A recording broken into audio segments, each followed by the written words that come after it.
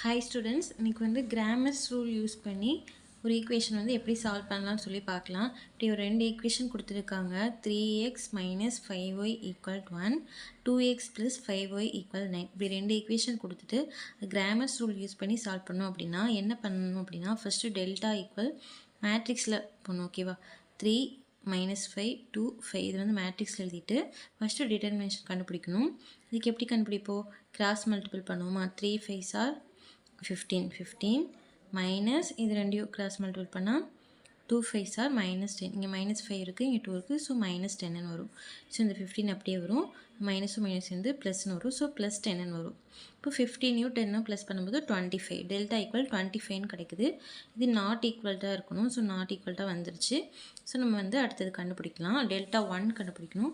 Delta 1 கண்டுபிடிக்கிறதுக்கு என்ன பண்ணணும் அப்படின்னா இந்த மேட்ரிக்ஸில் ஃபஸ்ட்டு காலத்தை மட்டும் எடுத்துட்டு அதுக்கு பதிலாக இதோட கான்ஸ்டன்ட் வேல்யூ போடணும். 1 9. அதை வந்து நம்ம ஃபஸ்ட்டு காலத்துக்கு போடணும். 1 9.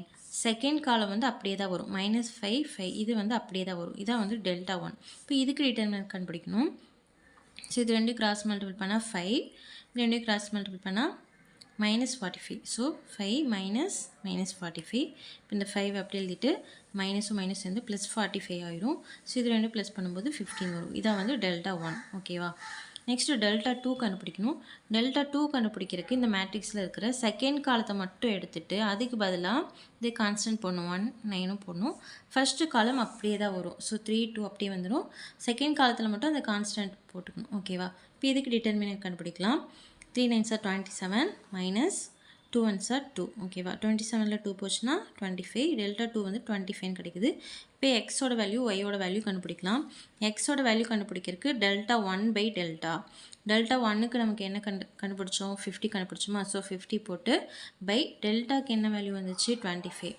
ஸோ 25 போட்டுக்கலாம். இது ரெண்டையும் கேன்சல் பண்ணால் 2 வரும். ஸோ எக்ஸோட வேல்யூ 2. ஒய்யோட வேல்யூ கண்டுபிடிக்கிறதுக்கு டெல்டா 2 பை டெல்டா. டெல்டா 2க்கு என்ன வேல்யூ கண்டுபிடிச்சோம்? 25. ஸோ 25 பை டெல்டாக்கு என்ன வேல்யூ கண்டுபிடிச்சோம்?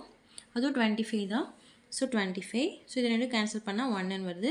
So x equal to y equal to 1. ஓகேவா? அவ்வளோதான். இந்த மாதிரி தான் வந்து கிராமர்ஸ் ரூல் யூஸ் பண்ணி கண்டுபிடிக்கணும். இதே 3/3 மேட்ரிக்ஸாக இருந்தாலும் இதே மாதிரி தான் ஒரு மேட்ரிக்ஸ் ஃபார்ம் பண்ணிட்டு ஃபஸ்ட்டு அதுக்கு டெட்டர்மினேட் கண்டுபிடிச்சிட்டு டெல்டா 1க்கு வந்து ஃபஸ்ட்டு காலத்தில் இருக்கிறதெல்லாம் அதுக்கு பதிலாக எடுத்துகிட்டு கான்ஸ்டன்ட் போட்டு செகண்ட் காலமும் தேர்ட் காலமும் அப்படியே எழுதிக்கணும்.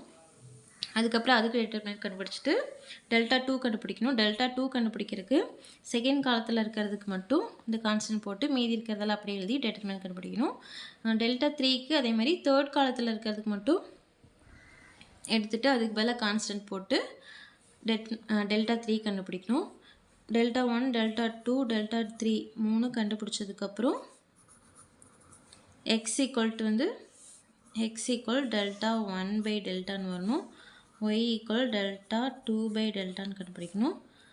z equal delta 3 by delta வரும். ஓகேவா? 3/3 மேட்ரிக்ஸ் இருந்தால் x y z 3 வரும்.